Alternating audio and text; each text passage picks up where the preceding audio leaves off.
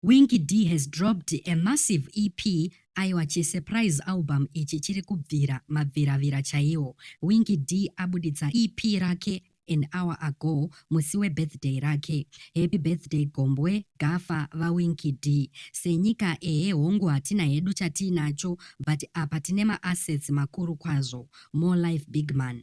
Muri yeZimbabwe kusangana zvakare panonzi pano patinokupakurirai dzese dziri kupisa pasocial media.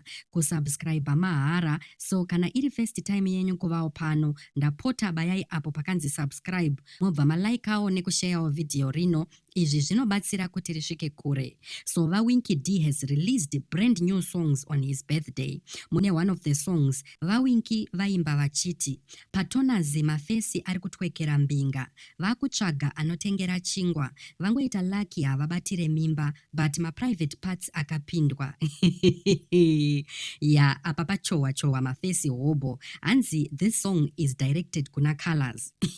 Ameno, pashata.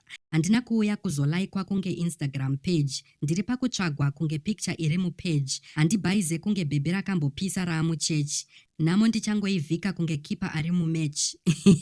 Mabhazi mangwana. Yey, gombwe rauya nehasha, riri pahasha chaipo. Muri yeZimbabwe munoionawo sei iyi? Ngatisangane comment section muchindiudzawo zvamunofunga ne EP yareleaswa naWinky D. Happy birthday gafa.